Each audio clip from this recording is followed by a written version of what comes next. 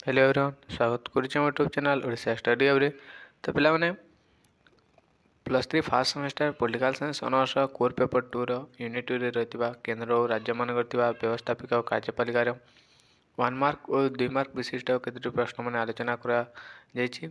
जो माने देखिने प्लेलिस्ट को जाके देखि नबो। तो आज हमें 3 मार्क विशिष्ट केतटी प्रश्न आलोचना करबा। तो देखो, जो मैंने चैनल को प्रथम थर चाहते चैनल को सब्सक्राइब करदे और बेल आइकन प्रेस कर ऑल नोटिफिकेशन ऑन करदे जहाद्वारा परवर्ती वीडियो आप सर्वप्रथमे पाइपर। तो चलतु आरंभ करवा। तो देख पे प्रथम प्रश्न रही संसदीय सरकार व्यवस्था कौन? What is parliamentary system? तो देख, जो राष्ट्र में संसद व विधानमंडल हाथ में समस्त क्षमता न्यस्त थाए एवं कार्यपालिका विधान मंडल पाखरे उत्तरदायी रही है ताकू संसदीय सरकार व्यवस्था कहुए। तो देख, जो राष्ट्र में संसद व विधानमंडल हाथ में समस्त क्षमता न्यस्त थाए, बुझेगा, जो राष्ट्र में संसद व विधानमंडल हाथ में समस्त क्षमता न्यस्त थाए एवं कार्यपालिका विधानमंडल पाखरे उत्तरदायी रही है ताकू संसदीय सरकार व्यवस्था कहुए। बुझेगा, प्रथम इंग्लैंड देश में संसदीय व्यवस्था कार्यकारी होता।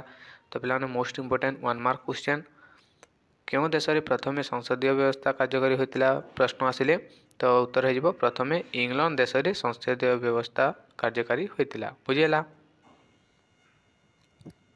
भारत में इंग्लैंड ढांचारे संसदीय सरकार व्यवस्था कार्यकारी होउछि। जेपरि इंग्लैंड रे लॉर्ड सभा एवं कॉमन सभा रही एवं कॉमन सभा हाथ में देशर समस्त क्षमता न्यस्त रही, सेहीभली भारत में मध्य राज्यसभा एवं लोकसभा रही एवं लोकसभा को देशर क्षमतार उत्स भाव में ग्रहण करा जायछि। बुझीगला पिलाने? तो यहाँ था संसदीय सरकार व्यवस्था कौन। तो परवर्ती प्रश्न अच्छी पिला देख, राज्यसभार गठन प्रक्रिया किपरि? Composition of Rajya Sabha. तो भारतीय संसद रे राज्यसभा होची उच्चतम संसद सदन। भारतीय संसद रे राज्यसभा होची उच्चतम सदन। यह एक स्थायी गृह भाव कार्यकारी होते। अपर पक्षे राज्य सरकार समस्त सदस्य मानकर कार्यकाल 6 वर्ष निर्धारित करा जायछि। राज्यसभार मोट सभ्य संख्या होती 250 जन। एथिरु 12 जन सदस्य को राष्ट्रपति कला स्थापत्य समाज सेवा और क्रीड़ा एवं विज्ञान क्षेत्र में पारदर्शिता लाभ करथिबा बेले व्यक्ति विशेष भाव मनोनीत करथांती। बुझेला, प्रति राज्य मानक सेमानकर आकार एवं लोकसंख्या आधार राज्यसभा सदस्यता मिली थाए। उत्तर प्रदेश सदस्य संख्या सर्वाधिक होइतिबा बेले गोवा सर्वनिम्न संख्यक सदस्य पठांती। ओडिशार राज्यसभा कोटा 10 संख्यक अटे। उपराष्ट्रपति राज्यसभार अध्यक्ष कार्य संपादन करती। प्रति राज्यर विधानमंडल रे निर्वाचित सदस्य राज्यसभा सभ्यों को निर्वाचित कर पठाई था। बुझेगा, तो नेक्स्ट हो देख, लोकसभार गठन प्रक्रिया किपरि? तो लोकसभा को भारतीय संसदर निम्न सदन कहुए। यार सभ्य संख्या होची 547 एवं एथिरे 2 जन सदस्य राष्ट्रपति द्वारा आंग्लो इंडियन समाज मनोनीत होता। तो बुझेगा, देख, लोकसभा को भारतीय संसदर निम्न सदन बोली कहुए। बुझेगा, 1 मार्क क्वेश्चन, यार सभ्य संख्या होची 547 जन। से 2 जन को सदस्य राष्ट्रपति द्वारा आंग्लो इंडियन समाज मनोनीत होता। अवशिष्ट 545 जन सदस्य देशर समस्त अंचल लोकसंख्या आधार में सृष्टि होता निर्वाचन मंडली जनसाधारण द्वारा प्रत्यक्ष भाव निर्वाचित होता।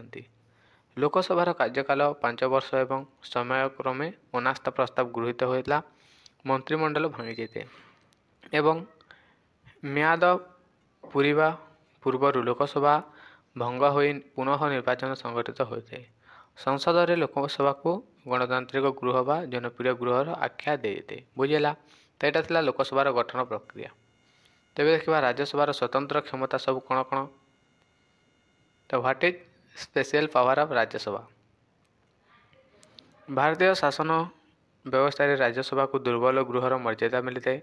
तुलनात्मक भाव लोकसभा राज्यसभा ठारू अधिक शक्तिशाली होता है। मंत्रिमंडल केवल लोकसभा पाखरे उत्तरदायी रहते हैं। तो मंत्रिमंडल केवल लोकसभा पाखरे उत्तरदायी रहते हैं, राज्यसभा पाखरे नुहे।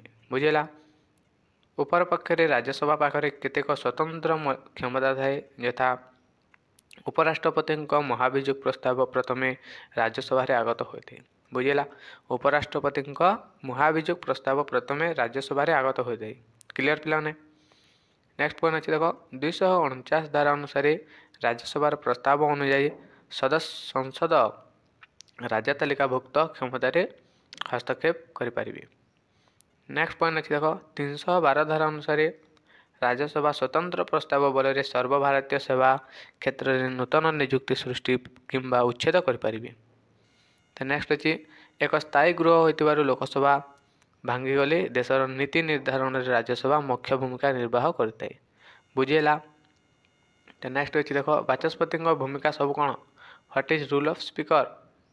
ତ ଲୋକସଭାର ମୁଖ୍ୟ ସଞ୍ଚାଳକ ହେଉଛନ୍ତି ବାଚସ୍ପତି। ନିର୍ବାଚନ ପରେ ଗୃହର ନିର୍ବାଚିତ ସଦସ୍ୟମାନଙ୍କ ଦ୍ୱାରା ସର୍ବସମ୍ମତିକ୍ରମେ ସେମାନଙ୍କ ମଧ୍ୟରେ ଜଣେ ବାଚସ୍ପତି ଓ ଆଉ ଜଣେ ଉପବାଚସ୍ପତି ନିର୍ବାଚିତ ହୁଅନ୍ତି। ବାଚସ୍ପତିଙ୍କ ମୁଖ୍ୟ କାର୍ଯ୍ୟ ହେଲା, ବାଚସ୍ପତି ଲୋକସଭାର ବୈଠକରେ ଅଧ୍ୟକ୍ଷତା କରନ୍ତି। ସଂସଦର ମିଳିତ ଅଧିବେଶନରେ ମଧ୍ୟ ମୁଖ୍ୟ ସଞ୍ଚାଳନ ରୂପେ କାର୍ଯ୍ୟନିର୍ବାହ କରିଥାନ୍ତି। ପ୍ରଶ୍ନୋତ୍ତର କାର୍ଯ୍ୟକ୍ରମକୁ ଶୃଙ୍ଖଳିତ ଭାବେ ପରିଚାଳନା କରିବା ପାଇଁ ସହିତ ବିଶୃଙ୍ଖଳା କାରଣରୁ ଗୃହକୁ ମୁଲତବୀ ଘୋଷଣା କରିଥାନ୍ତି।